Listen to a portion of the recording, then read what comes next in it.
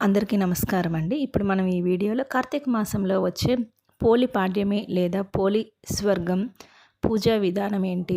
ఏ రోజు జరుపుకోవాలి? ఎప్పుడు జరుపుకోవాలి? అనేది చెప్తాను. ఎలా జరుపుకోవాలో కూడా చెప్తాను. అదేవిధంగా ఆ రోజు ఎన్ని ఒత్తులు వెలిగించాలి? ఆ పూజా విధానం గురించి కూడా చెప్తాను. అదేవిధంగా పోలి స్వర్గానికి సంబంధించి ఒక కథ కూడా ఉంటుందండి. వీడియో లాస్ట్‌లో నేను మీకు చెప్తాను. శ్రద్ధగా వినండి. దయచేసి స్కిప్ చేయొద్దు. పోలీస్ వర్గం రోజు ఒత్తులనేవి అరటి డొప్పలో వెలిగిస్తే చాలా మంచిదండి. అందుకని మా అపార్ట్మెంట్‌లో కింద అరటి చెట్టు ఉంటే అరటి డొప్పల కోసం మా తాతగారు ఇలాగా కట్ చేశారు. వీటిని మనం తీసుకొని క్లీన్ చేసుకున్నాక మనకు నచ్చిన షేప్‌లో కట్ చేసుకోవాలి. స్త్రీలు కార్తీక మాసంలో అత్యంత భక్తి శ్రద్ధలతో జరుపుకునే నోము పోలీస్ వర్గ నోము. ప్రాచీన కాలం నుంచి కార్తీక మాసంలో స్త్రీలు అందరికీ ప్రభావితం చేసే నోములలో పోలీస్ వర్గం నోము ఒకటి. ఈ విధంగా మీ ఇంట్లో తులసి కోట ఉన్నట్లయితే తులసి కోటని శుభ్రం చేసుకొని పసుపు కుంకుమ పూలతోటి అలంకరించుకొని పూజ చేసుకోవాలి. తులసి కోట దగ్గర ఈ పోలీస్ వర్గం దీపాలను వెలిగించాలి. అది ఎలాగో చూద్దాం. ఆశ్వయుజ అమావాస్య మొదలుకొని కార్తీక అమావాస్య వరకు ప్రాతకాలంలో నిద్రలేచి నదీ స్నానం చేసి దీపమును వెలిగించేవారు. ఈ పోలీస్ వర్గం నాడు తెల్లవారుజామునే లేచి నదిలో స్నానం ఆచరించి అరటి డొప్పల్లో దీపం వెలిగించి వదిలిపెట్టిన ఎడల కార్తీక మాసం అంతా తెల్లవారుజామునే లేచి నదీ స్నానం ఆచరించినటువంటి ఫలితము, దీపం వెలిగించిన ఫలితము కలుగును. పోలి దీపాలను అమావాస్య రోజున కాకుండా మరునాడు వచ్చే పాడ్యమి అనగా పోలి పాడ్యమి రోజున వెలిగించుకోవాలి. స్త్రీలందరూ ఈ రోజున కలిసికట్టుగా నదీ స్నానం చేసి నది ఒడ్డునే దీపములు వెలిగించాలి. నోమును ఆచరించి ఆ రోజు బ్రాహ్మణోత్తములకు స్వయం పాకములు దీపదానములు ఇచ్చి ఆశీర్వాదం పొందాలి. కార్తీక మాసం దీపాలను వెలిగిస్తే బొందితో స్వర్గానికి చేరుకుంటామా లేదా అన్నది తర్వాత మాట. ఆచారాన్ని పాటించాలన్న మనస్సు ఉన్న మార్గం దానంతటా అదే కనిపిస్తుందని చెప్పడం ఈ కథ యొక్క ఆంతర్యం. పోలమ్మ భక్తికి మెచ్చిన పరమశివుడు ఆమెను పుష్పక విమానంపై స్వర్గమునకు తీసుకువెళ్ళే వృత్తాంతమే పోలీస్ వర్గం నోము యొక్క కథ. ఆ కథ అనేది నేను మీకు వీడియో లాస్ట్లో చెప్తాను. శ్రద్ధగా వినండి, స్కిప్ చేయొద్దు.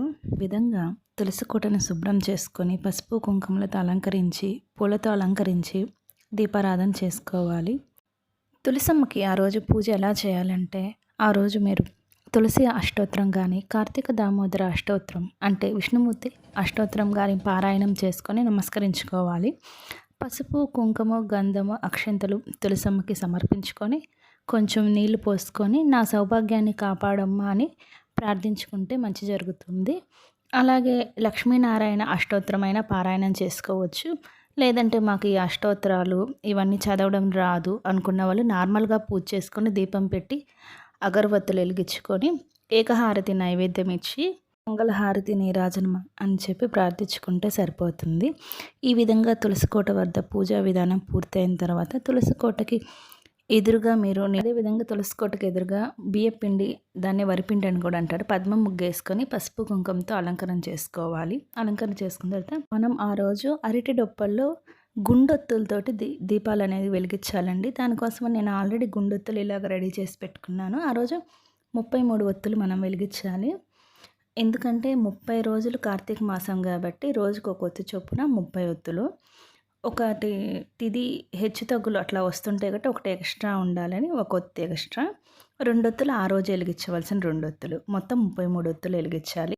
మనకి 33 కోట్ల దేవతలు అని కూడా అంటుంటారు కాబట్టి ఆ విధంగా కూడా 33 ఒత్తులు వెలిగించాలని ఆచారంగా వస్తుంది. 33 ఒత్తులు కలిపి ఒకేసారైనా వెలిగించవచ్చు. లేదా మనం వీటిని ఇట్లాగా 5 అట్లాగా కలపచ్చు. 11 అయినా కలపచ్చు. నేను 5 అట్లా కలిపాను. వీటిని మనం ఇప్పుడు నువ్వుల నూనెలో నానబెట్టుకోవాలండి. జస్ట్ మనకి పూజ స్టార్ట్ అయ్యేటప్పుడు నానబెట్టుకున్నా సరిపోతుంది. ఇలాగ నేను ఒక బౌల్లో అన్నీ పెట్టేసుకొని నువ్వుల నూనె ఇలా పోసుకొని ఒత్తులు మునిగే వరకు నూనెని పోసుకున్నాను. ఒక 2-3 మినిట్స్కి నానిపోతాయి. ఇలా నానిన తర్వాత ఒత్తుల్ని ఇలా నానబెట్టుకోవాలి. వీటిని పక్కన పెట్టేసి ఇప్పుడు మనం అరటి డొప్పలు తీసుకున్నాం, క్లీన్ చేసి పెట్టుకున్నాం కదా. ఈ అరటి డొప్పలకి పసుపు కుంకుమ ఇలా అలంకరించుకోవాలి. తర్వాత తులసి కోటకి ఎదురుగా మనము ముగ్గు వేసుకున్నాం కదా. ఆ ముగ్గు వేసుకున్న దాని మీద ఒక ఇట్లాంటి వెడల్పాటి పాత్ర పెట్టుకోండి. ఆ పాత్రలో కొన్ని నీళ్లు పోసుకోండి. ఆ నీళ్ళల్లో పసుపు కుంకుమ అక్షింతలు వేసుకోండి. అదేవిధంగా దానిలో కొంచెం పూలు కూడా వేసుకోండి. మీరు ఎలా డెకరేట్ చేసుకోవాలనుకుంటే అలా అందంగా ఇట్లాగా పూలతోటి డెకరేషన్ చేసుకోండి. తర్వాత ఈ తులసి కోట దగ్గర మనము శివపార్వతుల ఫోటోను కూడా పెట్టి పూజ చేసుకుంటే మంచి జరుగుతుందండి. ఈ విధంగా నేను శివపార్వతుల ఫోటోను పెట్టుకొని దీపారాధన చేసుకొని నమస్కరించుకున్నాను. తర్వాత మనం అరటి డొప్పలు తీసుకొని మనం ఇట్లా గుండెత్తులు నానబెట్టుకున్నాం కదండి, అవి ఇట్లా సెట్ చేసుకోవాలి. నాకు 4 ఒక దానిలో 3 ఒక దానిలో సెట్ అయ్యాయి. మీ ఇష్టం, మీరు ఎలా అయినా చేసుకోవచ్చు. 33 ఒక దానిలో అయినా చేసుకోవచ్చు, 11 అయినా చేసుకోవచ్చు. ఇలా చేసుకున్న తర్వాత మనం అగరబత్తితోటి దీపాలను వెలిగించుకోవాలి. కొవ్వొత్తి వాడకూడదు, ఎందుకంటే కొవ్వొత్తి అనేది జంతువుల కొవ్వుతో చేస్తారు కాబట్టి ఇట్లా వాడకూడదు. ఇట్లా దీపాలు వెలిగించుకున్న తర్వాత ఈ విధంగా అరటి డొప్పలను నీళ్ళల్లోనికి వదిలి పసుపు కుంకుమ అక్షంతలు సమర్పించుకొని నమస్కరించుకోవాలి. అదేవిధంగా అగరబత్తులు వెలిగించుకొని ఏకహారతి నైవేద్యం ఇచ్చుకొని నిరాజనం చేసుకోవాలి. తర్వాత అక్షంతలు కొన్ని చేతిలో పట్టుకొని పోలీస్ వర్గం నోము యొక్క కథ వినండి. కథ అయిపోయాక అక్షంతలు తల మీద వేసుకొని నమస్కరించుకోండి. పోలీస్ వర్గం నోము యొక్క కథ. ఒక మారుమూల గ్రామానికి చెందిన రజకశ్రీకి 5 కోడళ్ళు ఉండేవాళ్ళు. 5 కోడల్లో చివరిది చిన్నది అయిన కోడలే పోలమ్మ. చిన్నప్పటి నుండి కూడా పోలమ్మకు దైవభక్తి ఎక్కువ. పూలు కోయడం, పూజలు చేయడంతో ఆమె కాలం గడిచిపోయింది. పెళ్లి జరిగేంత వరకు దైవంతో ఆమె ఏర్పరచుకున్న అనుబంధానికి ఎలాంటి ఆటంకం కలగలేదు. కానీ పెళ్ళైన తర్వాత ఆమె ఆనందానికి గండిపడింది. పువ్వులు కోయడానికి, పూజలు చేయడానికి, అసలు గుడికి వెళ్ళటానికి కూడా వీలు లేకుండా పోయింది. అందుకు కారణం ఆమె అత్త. సాధారణంగా ఇంటి కోడళ్ళకి దైవభక్తి ఎక్కువగా ఉంటే ఎవరైనా మెచ్చుకుంటారు, కానీ పోలి విషయంలో అది తారుమారైంది. పోలి అత్తకు తానే మహాభక్తురాలని గర్వం ఎక్కువ. కొంతమంది అమ్మలక్కలు కూడా ఆమెకు వెనక చేరి భజన చేయడం వల్ల ఆమెలో మరింత అహంకారం పెరిగింది. పోలి కారణంగా తనకున్న కాస్త పేరు పోతుందని ఆమె భావించి ఆమెను మాత్రం ఇంటి వద్దన ఉంచేసి మిగతా కోడలను తీసుకొని గుడికి వెళ్ళి వచ్చేది. ఈ నేపథ్యంలో ఒక కార్తీక అమావాస్య రోజున పోలికి ఇంటి పనులు అప్పచెప్పేసి ఆమెకి పూజ సామాగ్రి అందుబాటులో లేకుండా చేసి మిగతా కోడలను తీసుకొని నది స్నానానికి వెళ్ళింది. పోలి ఏమాత్రం బాధపడకుండా బావి దగ్గరే స్నానం చేసి పత్తి చెట్టు నుండి పత్తిని తీసి ఒత్తించేసింది. చల్ల కవ్వానికి ఉన్న వెన్నను తీసి దానితో దీపాన్ని వెలిగించింది. దైవానికి నమస్కరించుకుంది. పోలి భక్తికి మెచ్చిన దైవం ఆమె కోసం పుష్పక విమానం పంపింది. ఊరు జనం చూస్తుండగానే పోలిని ఆ విమానం ఎక్కించుకొని స్వర్గానికి తీసుకుపోతుండగా విమానం కొంచెం పైకి లేవగానే అక్కడికి వచ్చిన అత్త తాను కాకుండా తన కోడళ్ళు స్వర్గానికి వెళ్ళడానికి వీల్లేదంటూ పోలిని కిందకు లాగడానికి ఆమె కాళ్ళు పట్టుకుంది. ఆ వెంటనే మిగతా కోడళ్ళు ఒకరి తర్వాత ఒకరి కాళ్ళు ఒకరు పట్టుకొని విమానం నుంచి కిందకి వేలాడసాగారు. అది చూసిన దేవతలు పోలితో వారికి పోలిక లేదంటూ విమానం నుండి కిందకు పడవేశారు. పోలి మాత్రం బొందితో స్వర్గానికి వెళ్ళిపోయింది. అప్పటి నుండి ప్రతి ఏడాది ఆశ్వయుజ అమావాస్య మొదలు కార్తీక అమావాస్య వరకు ప్రతినిత్యం బ్రహ్మముహూర్తంలో నిద్రలేచి స్నానం చేసి దీపం వెలిగించి పోలి కథ చెప్పుకొని అక్షంతలు తలపై వేసుకోవడం ఆనవాయితీగా వస్తుంది. ఈ విధంగా 4 రోజుల పాటు నదీ స్నానం నోము పూర్తయ్యాక కార్తీక అమావాస్య రోజున బ్రాహ్మణుడికి దీపదానం ఇవ్వాల్సి ఉంటుంది.